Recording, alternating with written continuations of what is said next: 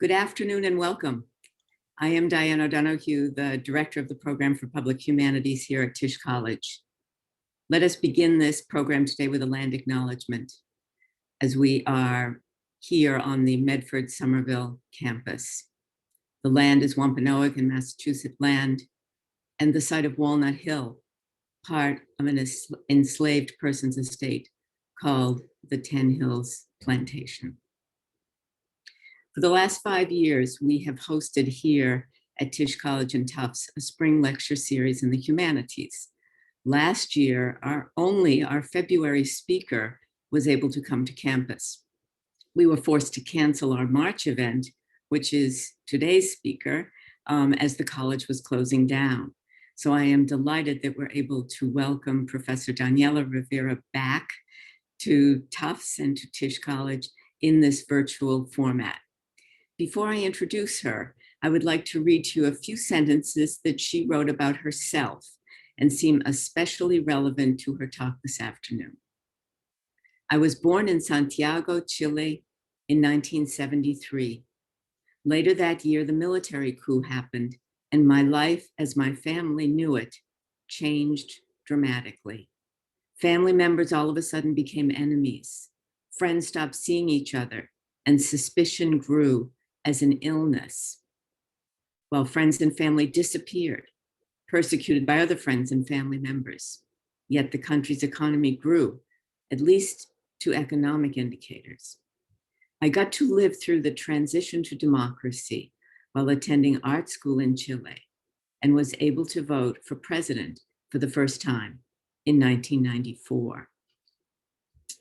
And then after completing her BFA in Chile, Professor Rivera came to Boston, entering into the MFA program at the School of the Museum of Fine Arts, completing her degree in 2006. She is currently the Barbara Morris Casperson Associate Professor of Humanities, Director of the Studio Art Program, and co-director of the program in architecture, all at Wellesley College. She has exhibited widely in Latin America as well as the United States. With a solo show at the Museum of Fine Arts called The Andes Inverted in 2017-18, and the Davis Museum in Wellesley the following year, among others.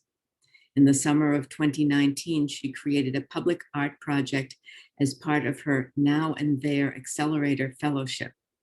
She's been the recipient of notable fellowships, grants, and residencies, including the Rappaport Prize, for which she received it in 2019, awarded annually to an artist with ties to New England.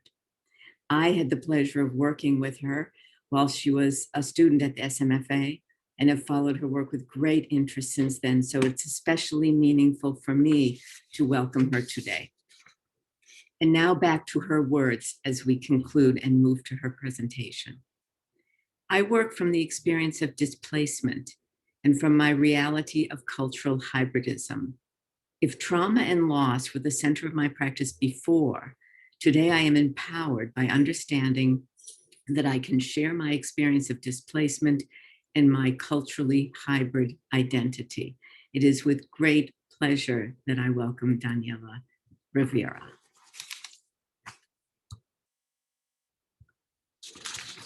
Thank you so much, Diane. Thank you for that beautiful introduction. I hope I meet expectations. That was very lovely indeed.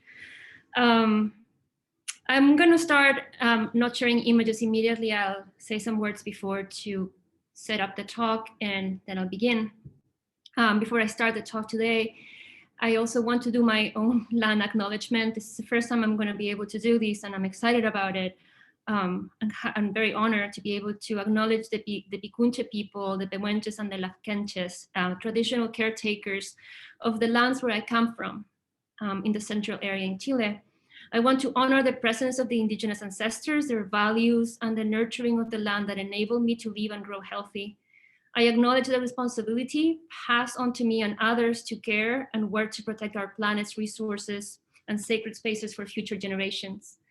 And I hope I can always tell, retell, and make present the stories and histories of all of our ancestors, making visible and loud, especially those narratives that have been silenced or moved to the backgrounds. I also want to express my sincere gratitude to Tisch College and especially to Diane O'Donoghue, whom I profoundly admire and was an important mentor for me during grad school, for this invitation. I also want to thank for the Tisch College for like the incredible promotional posters that were circulated that actually put me among such incredible and distinguished speakers. I hope I can meet expectations. I'm nervous and I'm humbled. I want to acknowledge the recognition of my work in a time when immigration from Latin America to the US is under scrutiny. I humbly understand that recognizing my work at this particular time is also a gesture of support to all contributions that Latinx artists bring to the region and to the country. And I want to say hi to my son that is a Tufts student right now, decided to be on campus, and just tell him that I miss him and te quiero mucho. And I'm also gonna, before starting, and I'm sorry for taking some time without images because my work is art and not words. But I want to utter somewhat of a disclaimer. I have been recontextualizing my work for the last 3 years, significantly political turmoil, both in Chile and in the US, natural catastrophes, COVID have been constantly removing familiarity from our day-to-day experience, of my day-to-day experience, resignifying my experience of reality. After 18 years of life in Boston, when I was starting to recognize this new place as home, my experience once again is completely dislocated, disconcerted, and borrowing words from Homi Bhabha, one of dissolution hope. Past, present, and future are all intertwined and informing my perspectives in ways I never experienced before. There is a lot at stake, while at the same time, incredible unpredictability. And I'm processing new information and images and rethinking my practice. Oh my gosh. So sorry. That's the new technology all connected. I'm so sorry. I'm processing new information and images and rethinking my practice at every moment. And what seemed like a feasible project one day seems like impossible the next. And also a lot of the projects I've done in the past have been completely recontextualized. So I wanted to say that before I start speaking, because I think I'm still processing even some of the older projects that I'm going to share with you today, and some of them have gained new meanings, which I'm still not able to formalize. So I apologize for that. For the last year, since 2019, I have been considering vulnerability and shared vulnerability as a new form of resistance that hopefully can help us meet each other in care, empathy, and responsibility. So I am going to share my screen now. And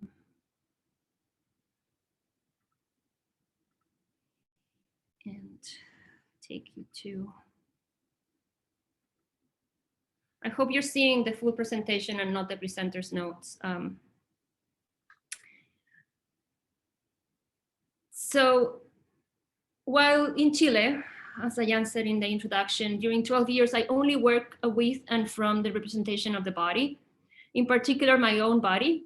After 17 years of dictatorship and the crude understanding of the abuses committed during the time, a group of young artists felt the need of putting the image of the body, the naked and vulnerable body, out in the streets. At the same time that the bodies of the disappeared were unearthed, we unearthed a pictorial body, recirculated the image of our own bodies as a place to locate identity and self, a completely exposed body and a body that needed to be cared for.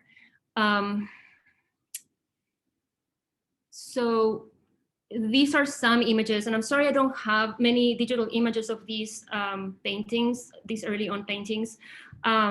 They're pretty big, usually above 6 meters. The first one you're seeing is 6 meters by 9 meters, and another one where like you're seeing me painting inside a room, a big canvas with another artist. My subject matter were autopsies, martyrdom scenes, anatomy lessons, and pathologies, especially pathologies of the mouth that in the history of representation were used to communicate exposed vulnerability and lack of power and agency. When I came to the US in 2002, the shock of the new context and the distance from what was non-familiar, what was non-familiar and in many ways taken for granted challenged my sense of self dramatically. In an attempt to reconnect to my history, I went back to working with the body in this new context, but my fleshy work like this failed dramatically in this new territory. The image of otherness was the only thing I could communicate, and it was easy to locate the political drama and observe from critical distance the political turmoil of a developing country. I was told that my work was courageous, and I promptly understood that I was playing my stereotype quite well. I was expected as a Latinx artist to make the work I was making. I'm gonna go back to that image. And for that reason, it was easy to place, it was easy to locate, and to consume. And I assumed that as a big failure on my part, I was not humanizing, but othering my history and the history of many. My urgent need to connect, belong, and occupy space forced me to rethink myself and my work immediately. And in 2002, I started reading documents with testimonies of abuses. And rather than painting, and this is interesting because I think I was flying to Boston at the time, and rather than painting, once again, the image of abuse and the roles we all play in those chains of events, the image of a soap wall came to mind. And you're seeing to the right of the screen, the first drawing I ever did, and that's from 2002. And then to the left of the screen, 2019 drawing of the same piece. So there's a big lapse of time that happened in between those two drawings, and that idea just kept like occupying my mind. This soap wall was in the drawing board since the abuses to human rights during the military dictatorship, 1973 to 1990, until those were finally disclosed. And when Chile was transitioning out of the dictatorship, the new agreed upon president, Patricio Elwin, dictated a supreme decree that created the National Commission for Truth and Reconciliation. The mission of this commission was to establish a complete and clear picture of the serious human rights violations, gather information that would allow the identification of the victims, investigate their fate and location. The commission was also tasked with recommending reparations, measurements, or vindications, while also advising in legal and administrative resolutions that would prevent abuses to power and human rights violations to occur in the future.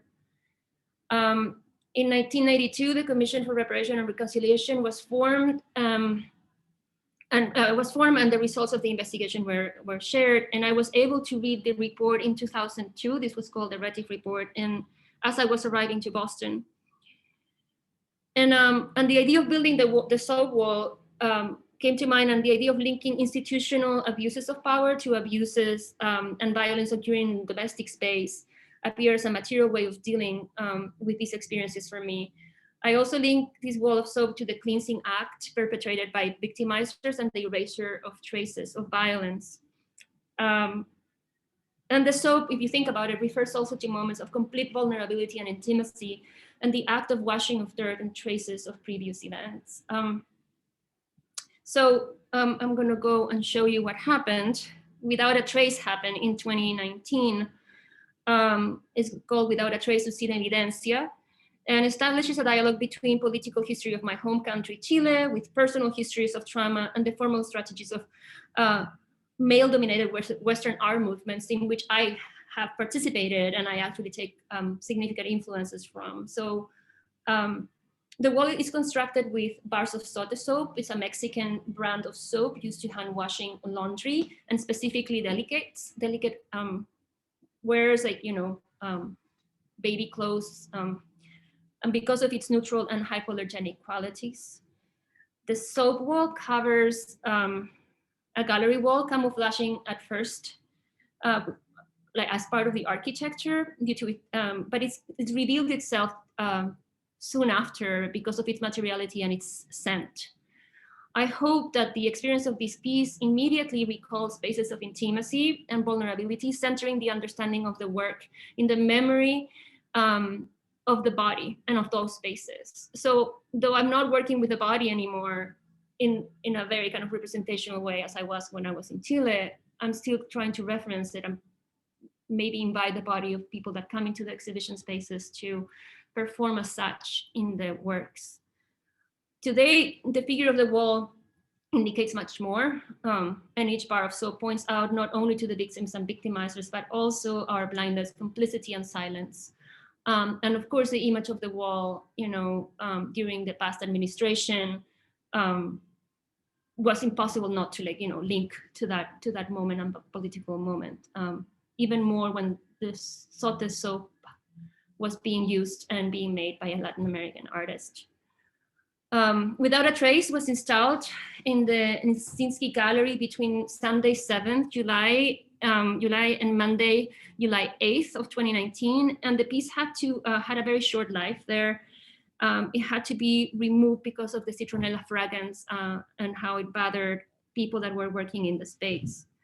The removal of the piece, though disheartening, completed the piece, adding new layers of meaning and solidifying its presence in many ways. The political and discursive environment we're experiencing today and at the moment asked for embracing this call for a sacrifice to a point, and the new traces that pointed to the absence of the wall when I removed it and left images of the wall and a soap bar enclosed in an acrylic box to prevent the contamination of the space.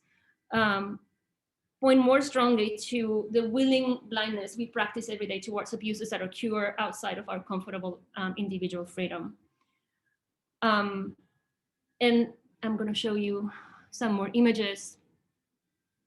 Interestingly, the life of this piece, that's the images of the absence of the wall. And interestingly, this piece was installed once again at the Davis Museum. At this point, the soap has been out of boxes and in the process of dehydration for over a year and a half. So yes, it still smelled, but it wasn't as much as when I started installing it the first time. And then COVID occurred. And so the piece has never really been experienced by a lot of people. And what was interesting for me about the piece too, is that more than a presence, a physical presence or a visible presence, the piece carried through the museum with its scent, becoming even more monumental than what it was. It was just a wall, but it became invasive in the sense that the scent occupied different spaces and it marked the presence of these individual bars of soap. I'm gonna go now to talk about the Andes Inverted, a piece that Diane mentioned in the introduction. This is not a chronological order of pieces. Actually, maybe the most recent one is the bars of Sote soap and Without a Trace. But I just wanted to relay the pieces in terms of like how I'm thinking about dislocation, decentering, migration for different reasons. The Andes Inverted was a piece that I installed at the Museum of Fine Arts in 2017.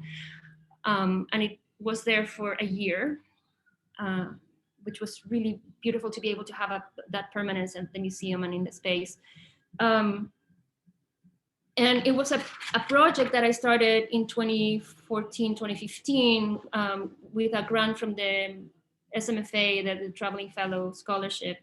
I was able to go back to Tuquicamata in the north of Chile. I was really interested in going back to painting, just painting. And I decided that the way to do that was to think about landscape and the tradition of landscape painting.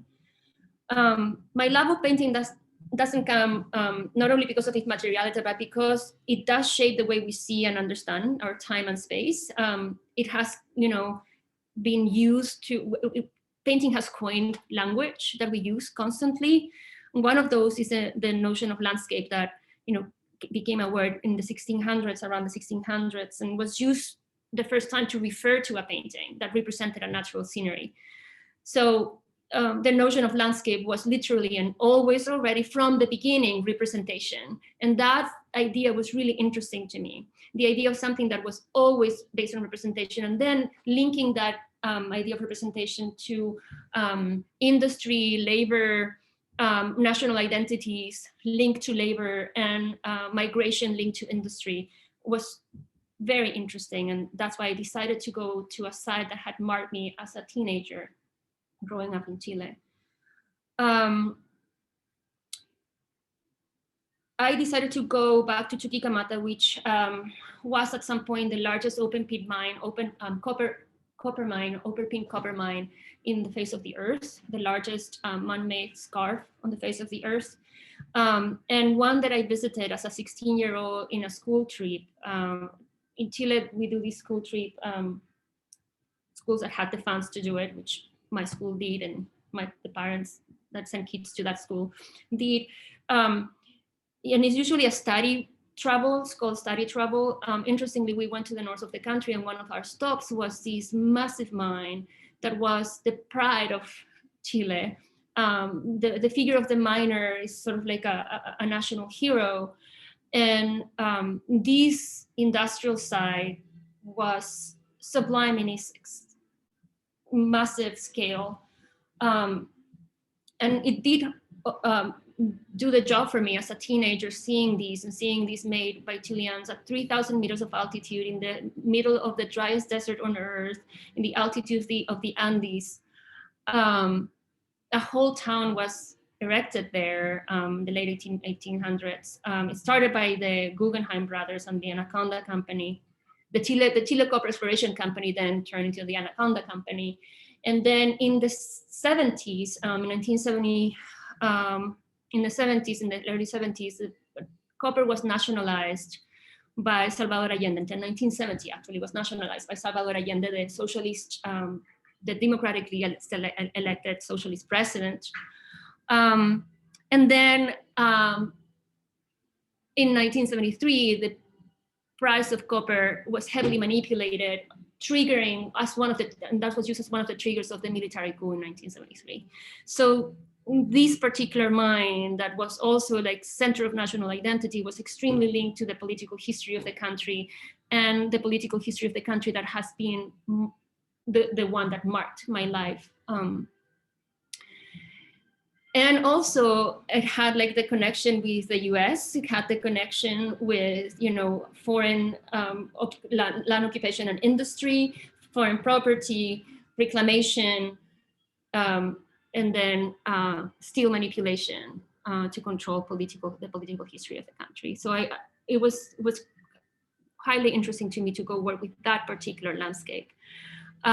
Just to show you some of the scale of this massive mine. Today, the mine is a very different site. It's still active. It has at least 25 more years of activity. At some point, the copper mining in Chile was considered the salary of Chile, and particularly Chuquicamata, because at some point, 75% of the income of the country came from copper mining. That's not the case anymore, but still, it's part of our recent history, a very important one. In 2008, the population of Chuquicamata, which was a town that existed right next to the mine, was relocated due to environmental issues, and also because the mine needed to expand more, so also commercial issues. And here you can see in the photo to the left of the screen is what was the central park, the school, and what you see on the back, that big hill, is basically the opening of the mine extending and burying the actual town. The photo to the right of the screen, you can see one of the houses already being buried by the debris of the mine. So when I went back in 2015, what I found was the industrial site, the mine, but the town was gone. And part of it buried already under this very, very dry debris. And the project changed dramatically. I needed to start looking for the people that lived there for more than 3 generations of people from Chuquicamata. I discovered that they fought to have Chuquicamata inscribed in their birth certificate as their place of birth, because it wasn't considered until after the town was closed. These are some of the drawings I did when I started working. And the other important thing that happened was that a project that was to be a painting project and a landscape project, and a project that was sort of self-referential to painting, became a social project, a very, very active social project. When I went to Chuquicamata for the first time, my first trip, I went in a bus that was filled with people that used to live in Chuquicamata. It was the only way to get into the town, that the cemetery is still open, but there was a way of getting into the town with a tour done by the national company, that national copper company, which is Codelco. And they were just going to see if their houses were buried or not yet, and just to be there to reconnect to their place. So I felt that this trip to Chuquicamata for me was also a way of coming back home. And I felt that I started making the parallels in between their relocation with my own process of displacement and immigration. So I decided that rather than a painting project, I needed to talk about transit. I needed to like address the relocation, address issues of identity in relationship to home. And this is how I decided to, in some way, in a very kind of literal way, bring the mind into the Museum of Fine Arts. And these are some of the drawings for the piece. This is how I work. I think everything through the drawings. And then you can see how I was already starting to think of cutting the walls of the museum, started to dig into the structure, and also thinking of the site itself, that it doesn't have any vertical lines, but it's all diagonals, and it really challenges your sense of place. I wanted to change and play with the planes, the architectural planes of the MFA in the site the gallery that I was going to use. And at some point, I started, actually, this drawing, I started using copper to create the pieces, because I was like, well, this is a copper mine. I might as well like make these drawings using the material. So I started using copper points to make the drawings. And that's how I decided that that was a way that I needed to address the space and bring the copper into the site and start doing a massive copper point drawing, which is kind of crazy, but it was also the perfect way of linking my labor as an artist to the labor done by the miners in the site and that kind of massive terraforming industry. There's an accumulation of labor that turns that into the site it is today. The other important thing is that historically, though, we can start talking about the history of copper mining in Chile from the 1800s on, with the Guggenheim brothers going and going to this particular pit. When they went the first time, they discovered a mummy that was a pre-Columbian mummy. It's called the Copper Man. It lives today in the Museum of Natural History in New York. And is one of the first, two key people, the people from that side were called like that. That's why the mine is called Chuquicamata. And it was a miner that possibly with some kind of seismic activity got locked in one of the pits and died there with his copper, his tools for extraction of copper, and his body's covered in copper. It's called the Copper Man. So like this particular site it's linked to so many different moments in history, everything concentrated in just one piece of land. Super interesting as well. That's me working on the copper drawing at the museum, and I had a fantastic team of drawers working with me. And this project really changed the way I work and I think. So there you're seeing one of the copper rods that we made to use for the creation of this wall. We tilted the wall into the museum. We cut the wall 5 feet off the floor. And I also asked another person to collaborate with me. At that point, as I said before, the piece had turned into a social project, and I started trying to find people that had been relocated. Funny thing, the town was relocated 15 minutes away, 45 minutes away from the actual mine in the valley near Calama, which is another town that grew in relationship to the mine itself. But a lot of people that were relocated ended up moving far away from there. And so I ended up finding people in the south of Chile, in the central area of Chile, and even in Chicago. And I traveled to all of those places and did videos and had conversations and recorded those conversations that became the audio files that were used to activate this wall once in the museum. So just to explain a little bit more, this is made with copper. All of the traces of the space are made with rocks that I brought from the mine. And there are more than 150 sound files that are installed inside the wall. This is a wall that is wood, drywall, the concrete, the actual concrete of the walls of the MFA, and the metal studs. So that whole thing generates an incredible resonance box that makes the sound travel through the whole gallery. Jenny Olivia Johnson, who you see here in this photo, was the person that helped me design the soundscape. She's a fantastic composer and sound artist and my collaborator, and has expanded my work significantly.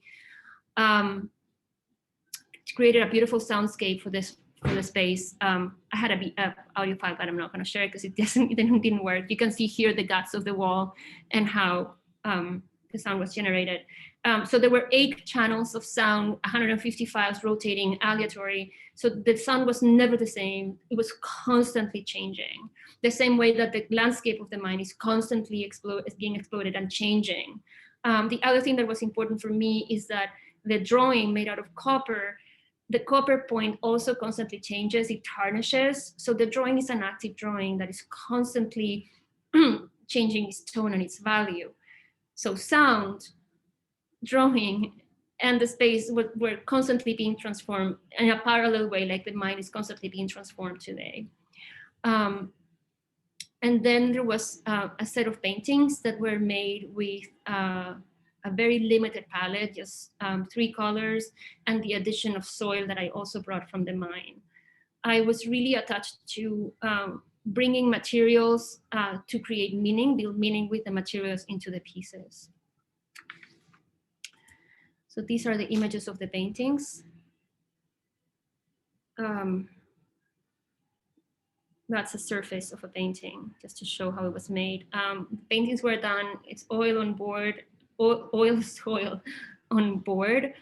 And then I collaborated with a former student of mine, Jenna Miller, to create this structure that was specially made for the museum that stacked the paintings one on top of the other into the space of the museum, responding to other diagonals of the space. So the other interesting thing for me was that this piece was not possible to see ever as a whole. So the only way to see it was from the bottom floor of the museum, in the same way that it was impossible to really have an access to the whole landscape, man-made landscape in the industrial side of Chuquicamata. So all of these parallels I was trying to recreate when I made this piece. And importantly, the voices of all the miners and all the people that had been relocated were circulating at the same time. I was very particularly excited about the gray color. A lot of people were like asking very black and white questions about this piece, wanting me to like have a judgment of the industry or the impact to the environment, or but I ended up being tangled in issues of national identity, labor, and incredibly, like the idea of self linked to the activity that you generate, that you produce. And I still don't have an answer. And this gray color that was the mix of an earth color and the blue of the sky became like the perfect gray to talk about the ambiguity of the site and the impossibility of judgment or clear judgment. The other thing that was interesting about the color, and the palette, was that being Chuquicamata, the driest desert on Earth, is an incredible repository of history. So at the same time that you have the Copperman, this mummy that is in the Museum of Natural History in New York, you have you have the rest of the bodies of people that disappeared during the dictatorship and were buried there that have been unearthed and preserved in perfect condition. And at the same time, 45 minutes away from the mine, there's a crater made by a meteor that fell that is the same size of the mine, but was made in a fraction of a second. So all of these histories are happening and are completely visible because of the dryness of the space. In a sense, like the sense of time is very clear in the Atacama Desert. The sky is pristine and blue, and you see the stars, and it's the past. And then you see the soil right? Which is kind of the idea of the present, when like wind flies, just expresses the dust, and that's just the fraction of the present. And then you dig a little and you find the past. So like the notion, the sense of time and space is extremely transparent there. So I was hoping to play with that idea of the horizon line, and that idea of the fraction of time that we occupy and the incredible impact that that fraction of time can have. So moving on to another project. I hope I'm not making these too boring. Fragmentos para una historia del olvido, Fragments for a History of Displacement, was a piece created for the Davis Museum, and it was a big challenge and something that I'm very grateful for. And I think part of the title for the talk comes from this piece. As an immigrant, I experienced constant loss, and this iterative experience of loss is unutterable, and due to its active irresolution generates paralysis and resistance. This ambiguous loss, though relentlessly experienced, is practically invisible and hardly accounted for in different studies or reflections about immigration.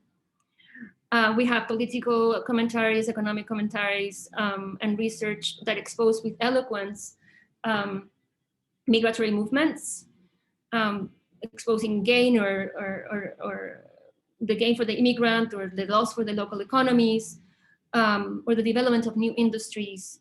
But that particular experience, that personal experience, is not really easy to communicate, and it's not highly researched. This ambiguous loss and continuous sense of loss suffered by the immigrant is frequently overlooked and certainly not examined. Exhaustion is a usual feeling, even after, for me, even after 18 years of living in the New England area. Every morning I still wake up and look through the window, and the sight appears unfamiliar. And I discovered that I don't look for beauty anymore, but for comfort in what is known.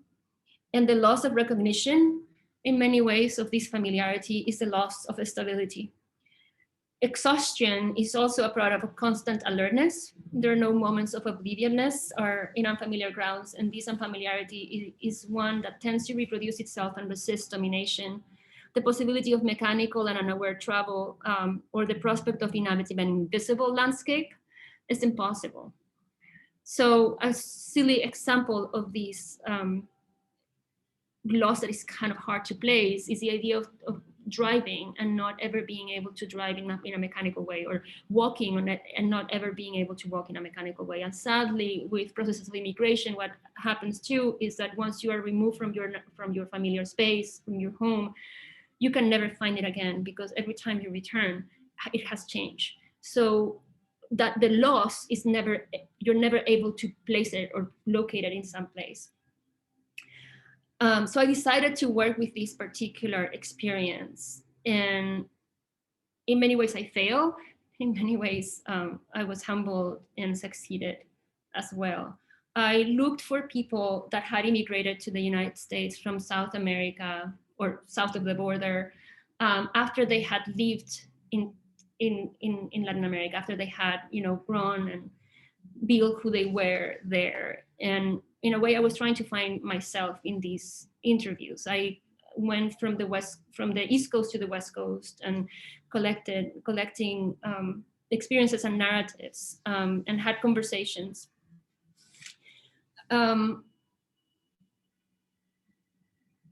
Then with those conversations, I decided to, I was given the lobbies, the windows in the lobby of the museum to work. It was a Windows invitational project, and thanks to the museum and the Friends of Art.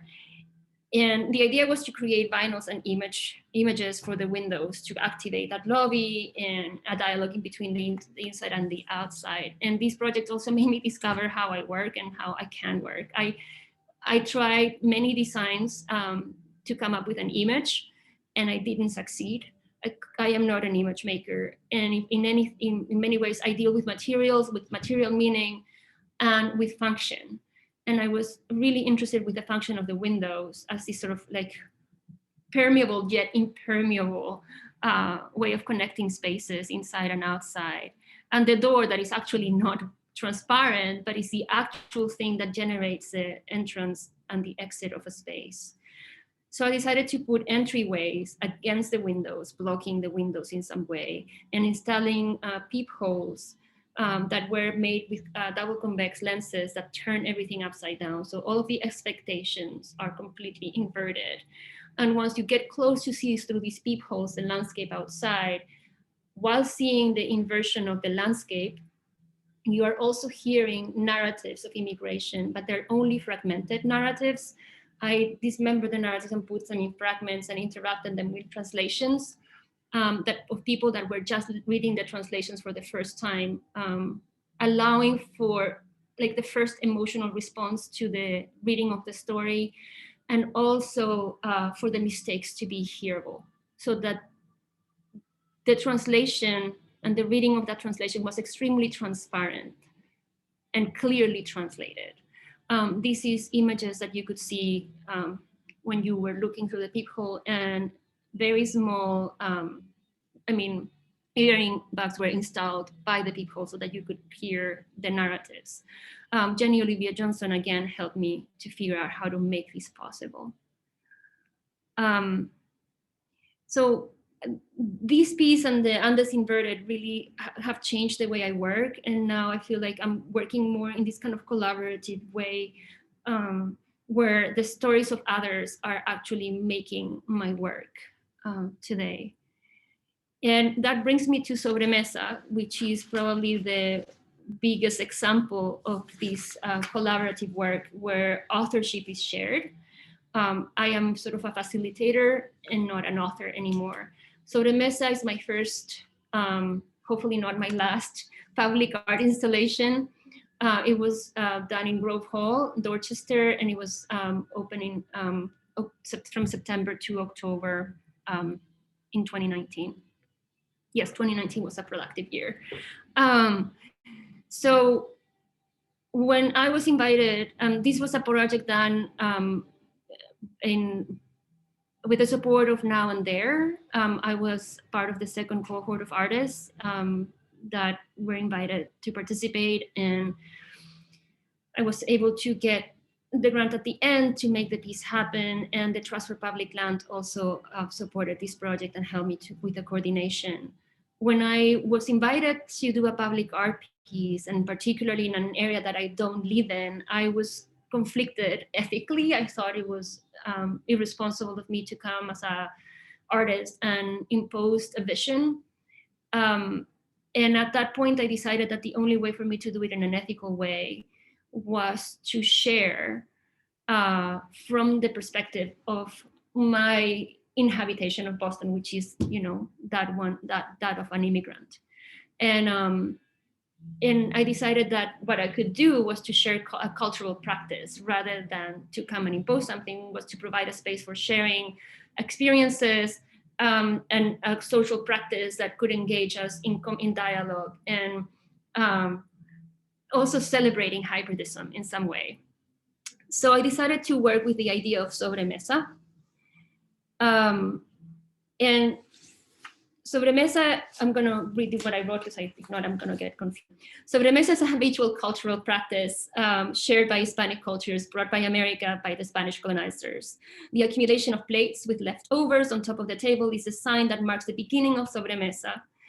For example, a lunch that starts at 2 can extend until 6 and then mix with dinner, and things are being mixed literally and metaphorically. So we have memories being shared, and all of a sudden, before the cell phones were present, the photo of the grandmother in the drawer would come to the table and mix with the cake or the glass of wine, and then another cup of coffee, and another memory brought. And so objects, meals, thoughts, everything gets mixed there and accumulated.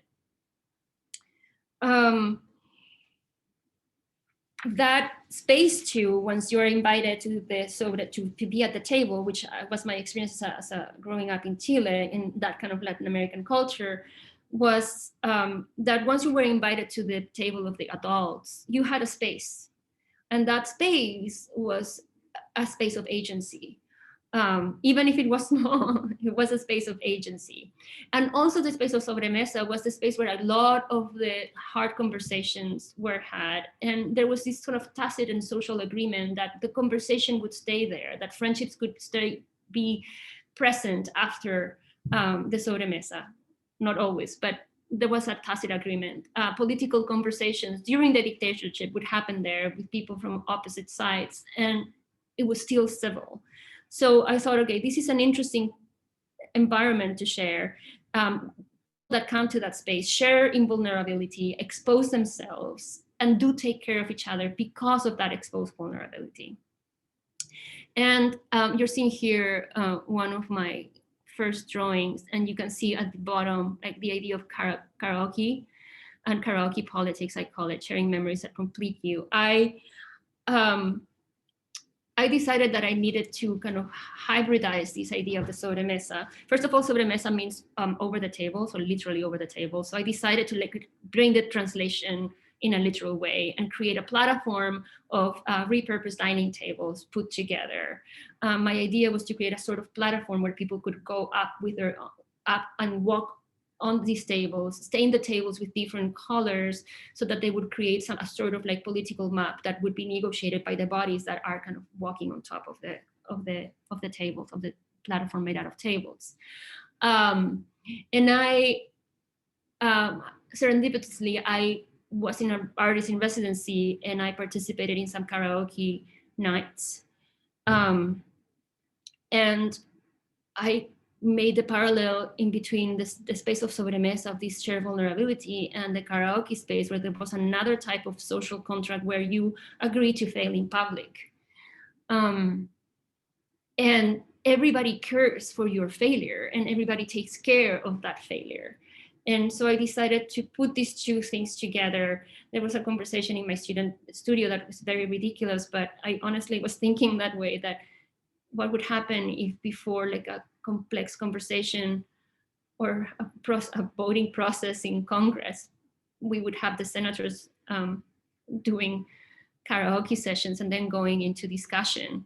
That exposure of vulnerability would make us care for the humanity of each other. It's a little stupid thing, but it kind of started to solidify the idea of shared vulnerability.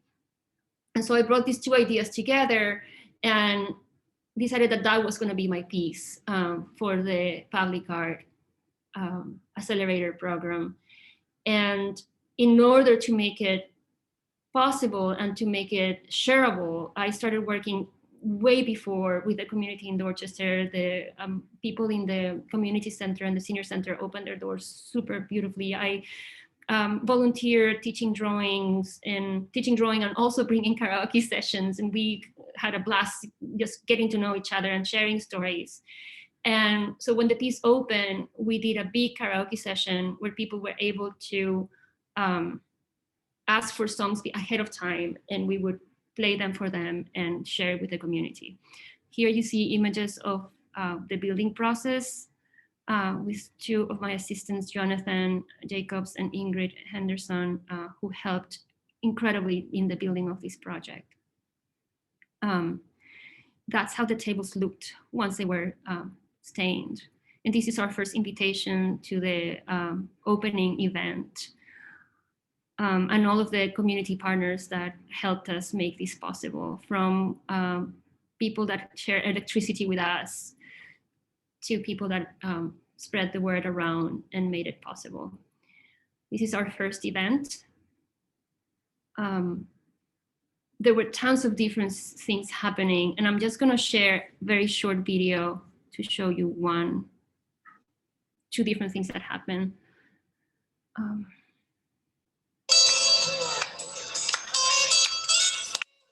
Almost heaven, West Virginia, Blue Ridge Mountains, Shenandoah River. Life is older than the trees, younger than the mountains, flowing like a weed, country road, take me home. Okay, and then this is Camila, who was an art student at the time, just arriving to the Boston area from Puerto Rico, and did this beautiful a cappella song. Nosotros queremos la libertad, nuestro machete nos la dará. Vámonos, borinqueña, vámonos ya. So as you can see, my hope for creating a platform for the sharing of cultures and the celebration of difference, for conversation, for memories, was happening. There were different languages happening on top of the table and different memories being shared. And at that point, I was not the author of the project anymore. I was just a facilitator. There was a closing event where I again collaborated with Jenny Olivia Johnson and with a class and also with a school in the area. And so all of the events surrounding the closing event were designed by the community. And memories were shared.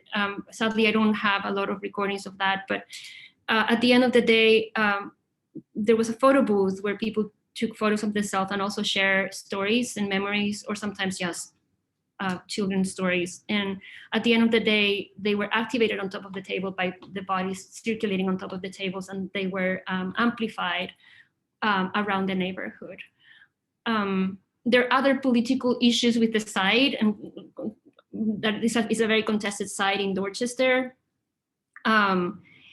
that also were brought up to the table. There was spoken word, there were taiko sessions and line dancing and other events that occur on top of those tables that now carry the memories of those events. I hope I'm doing okay in time.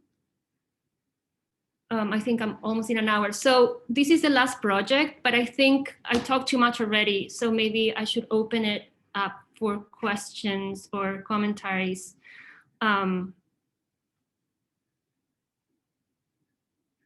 If that works.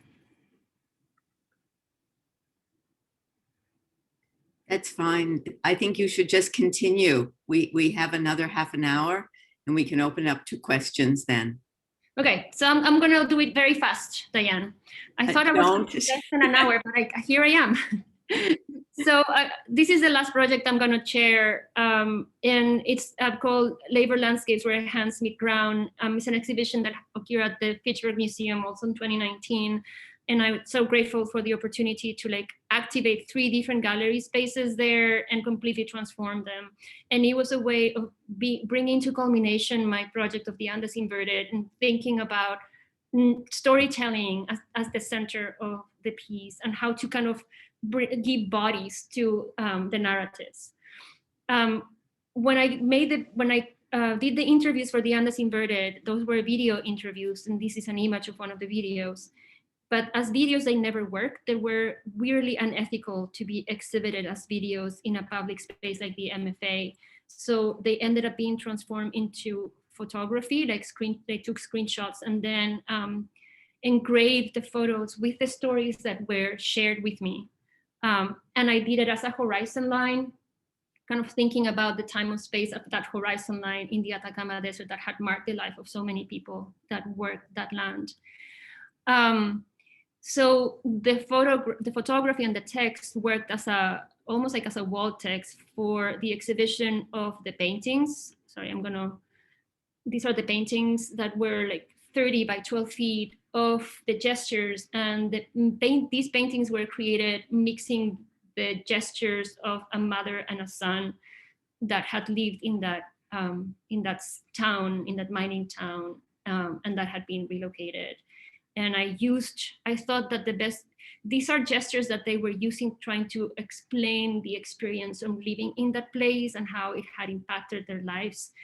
But the impossibility of actually being able to narrate it verbally. So their hands and their bodies became the physical location of that memory. So I decided to use those expressions of space as the actual space, as the actual landscape. And the waste became the horizon line in the space. And this is another gallery space that you could see, and it's Tilted Heritage, which was also a mix of my sense of displacement and my sense of placement in the history of Western art put together. This was based on an event in Valparaiso that burned. Valparaiso is a coastal city in Chile. It's a very important port that actually connected California with Chile. It's built in a bay, many hills, and 17 of those hills were burned to the ground in a big fire. And I was only able to see that on the internet and images being here. And that sense of not being able to share the memory of the place I come from became very present, and I needed to do a piece about that. And so I used that as a catalyst for this piece, but it ended up mixing with a ton of different moments of art history, where commentaries on painting or minimalism or the modernist critique started to kind of appear as other types of heritages that were kind of building up my identity. And the removal of my home became also kind of mixed with the inhabiting these other histories. The piece is made, it's canvas on stretcher bars, very Baroque in that tradition, but then covered in ashes in the interior, and it's just a cube that reproduces itself on the ground with this grid that is projected by light. And then I brought the copper back into the space with the rubbing of the actual shadows where reality and illusion are sort of in tension. And I think I'm going to leave it there, Diane, because I have another piece, but I think it's okay. So I would love to hear comments and questions, or if there are any. That's wonderful. I would encourage people to ask questions in the question and answer box, which is at the bottom right. We have a question already there. I'll just start off with one comment. Daniela, there's so much to talk about, and the work is so incredibly rich. It's really, you said 2019 was a very good year. It was a good year. It is the work that you produced in that year and the year before and the year before that. You said something very interesting about the relationship between image making or imagery and materiality. You said, I'm not an image maker. I work in materiality, but what really struck me is that you're working in immaterial imagery, but the depth of your connection to and commitment to the preservation of memories and of affects, vulnerabilities, lost lives, a way to enter into the meaning of the emotional life that is so difficult to grasp. Your commitment to that is really so striking here. So I think you need to rethink your image materiality dyad because I think your imagery, and then that last from the Fitchburg show, the imagery, the physical imagery is so powerful, but you you take immateriality and make it into imagery, I feel, and you really feel that as a thread throughout. I don't know what you're thinking in terms of that, but I agree. It's just that I think the two dimensions have become really challenging for me, and in many ways, I think through drawing, and drawing even more now than ever has become the center of my practice and the way I see everything. And I think it's part of, like, being in a moment of crisis and COVID, and thinking of drawing as something that is extremely democratic, that can be accessed by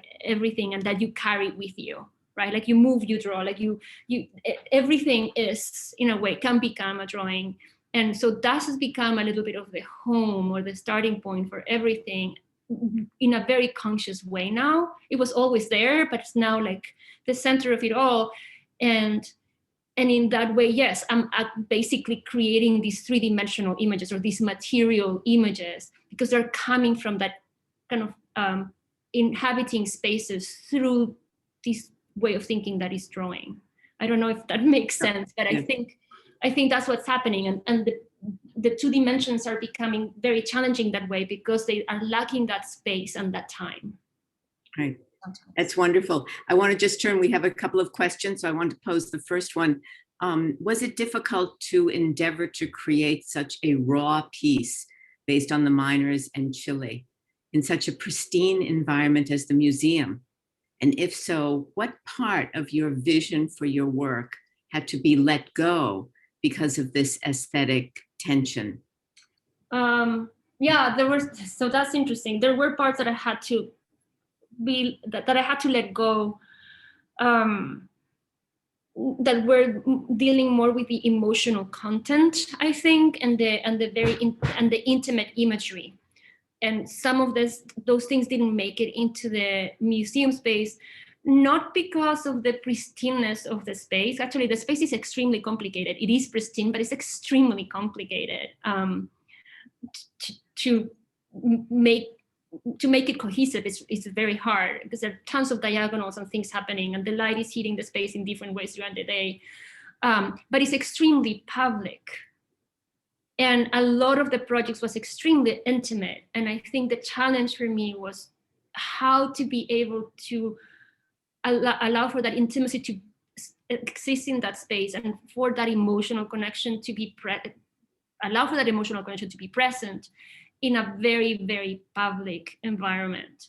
I think that was the main challenge. And I think in many ways, I did have to go a little bit of the intimacy of the project. And I think I was able to recoup that intimacy in the Fitchburg exhibition. That's why I kind of did want to show that moment of kind of retaking that work and kind of dealing more with the narrative.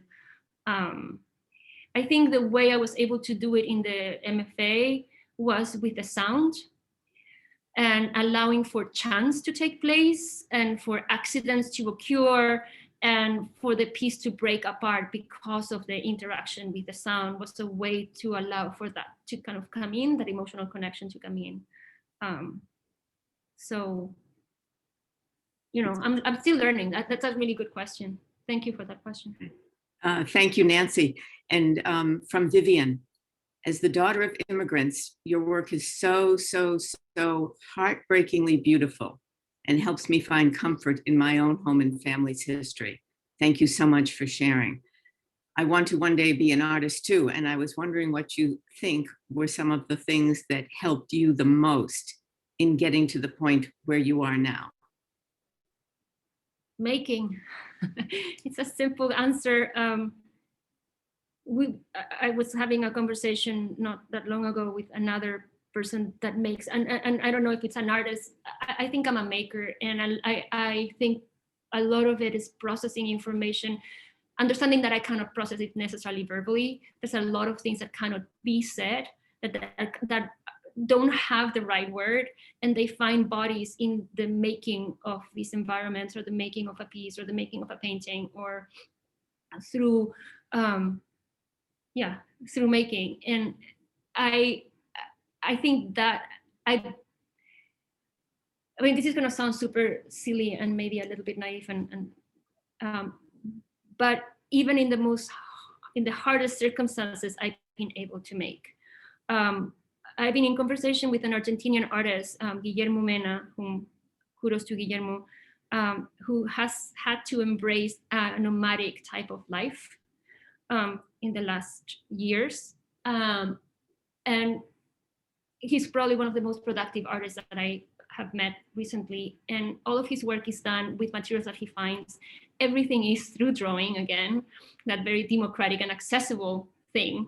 And we were talking about like the idea of inhabiting through the making of something. And I think that's what has brought me to where I am, is that I inhabit this world and my life and my body through making. And that's how I actually understand things. I don't know if that answers the question, but that's how I've been able to keep making, even in this time, even through COVID, even through social unrest and things. It's been like a a place to process information. Thank you. Thank you both for the response, and thank you, Vivian, for the question. And from Mindy, do you have experiences in architecture, or are you just a supremely talented draftsman?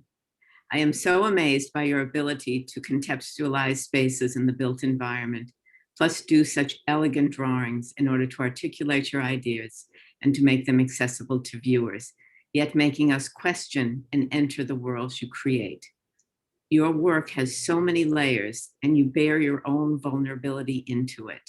I am greatly moved in many ways, especially the way you have woven your social practice into such amazing art. Thank you.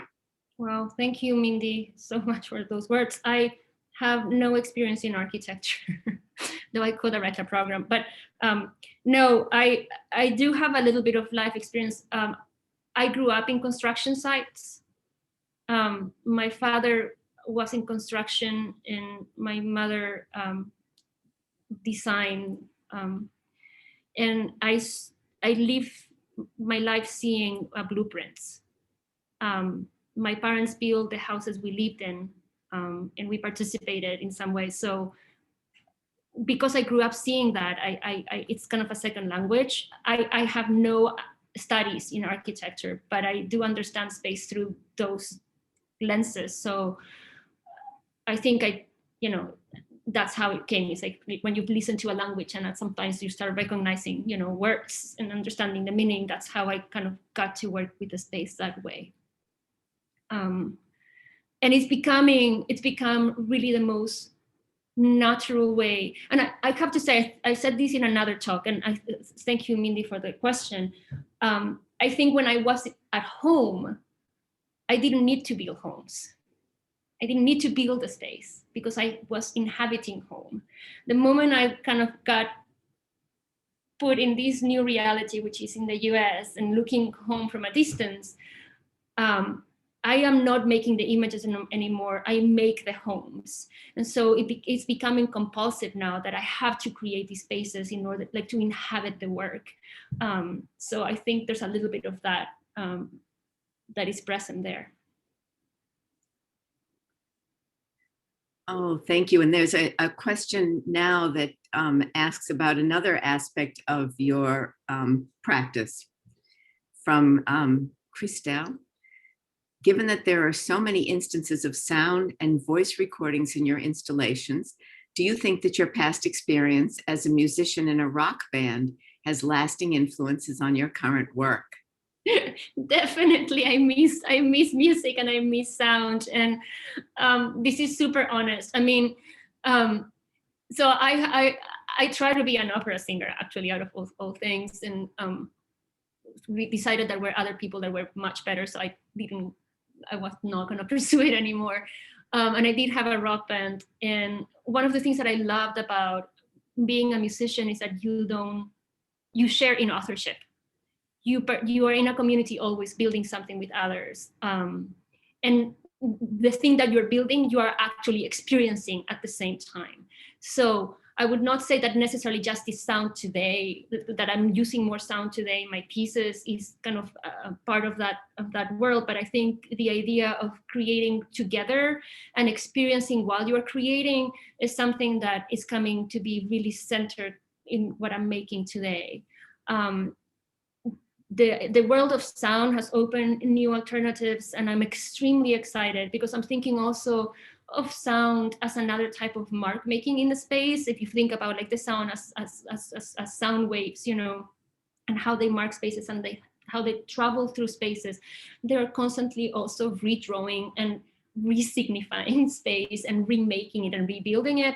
And maybe more than other things, sound adapts to spaces in very interesting ways, and it actually modifies our experience of space. So that's how I'm kind of coming into sound, not necessarily because of my rock band experience per se, but I think it's the experience of making with some other people, making meaning with others, and the possibility of transforming spaces that I think it's really important. Oh, thank you. Catherine has just a comment, and then I have a question, one more question for you. Catherine says, I don't have a question. Oh, new question has just come, which is great.